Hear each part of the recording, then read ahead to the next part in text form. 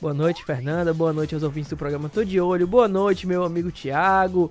Olha, vamos começar falando de Ceará, né? Vamos. Ceará que conquistou ontem uma vitória importante sobre o Grêmio Novo Horizontino por 1-0, gol de pênalti nos últimos minutos. Essa vitória não colocou o Ceará ainda no G4, porque como a gente falou ontem, o Ceará estava a 6 pontos, né?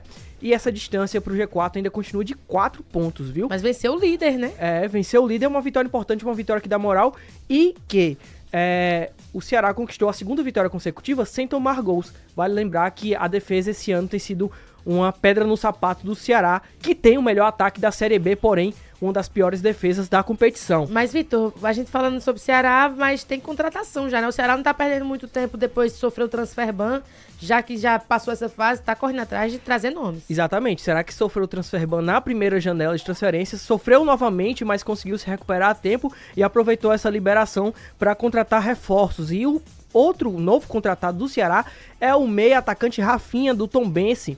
Ele estava disputando a Série C e ele chega por empréstimo até o final do ano, com opção de compra no final do contrato.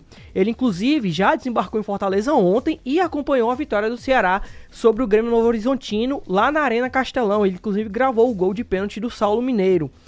Esse ano, o Rafinha, ele fez 27 jogos, marcou 4 gols e deu 2 assistências jogando pelo Tombense. Na Série C, que é a competição que ele estava jogando pela equipe mineira, ele fez 16 jogos, marcou 2 gols e deu 1 assistência. Além da Tombense, ele também defendeu o Capivariano de São Paulo. E com essa contratação, o Ceará já chega a 6 reforços só nesta janela de transferência, viu? É importante o Ceará fazer esse reforço e já se preparar aí para a próxima partida.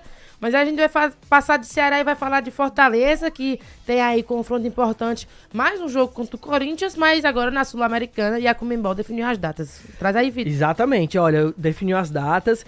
E o primeiro jogo vai acontecer no dia 17 de setembro, 9h30, na Arena Castelão. O segundo jogo acontece na semana seguinte, é uma terça-feira também.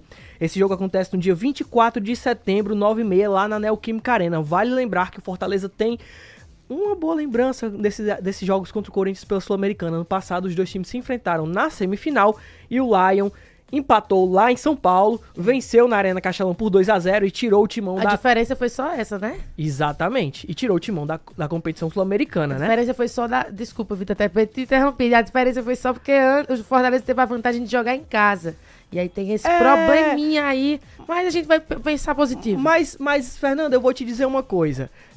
Essa questão de jogar em casa e jogar fora é muito relativo. Porque a gente pode pensar que decidir em casa é bom. Beleza, pode conseguir um empate fora e decidir em casa. Mas por outro lado, jogando a primeira em casa, o Fortaleza tem uma possibilidade de fazer um resultado bom, 2-0, por exemplo, ou 3-0, 3-1. E o Fortaleza venceu por 1-0. Perfeito, Vitor. Hoje a gente tem mais alguma informação que você precisa dar aí pra gente? Olha, eu vou só dar um bisuzinho que o Ferroviário avançou nas negociações com a SAF, com o grupo português, mas vamos deixar pra amanhã. Amanhã a gente traz os detalhes dessa negociação. Perfeito, Vitor. Muito obrigada a você pelas informações aqui no Esporte. Esse foi o Esporte 7 com o Vitor Nogueira.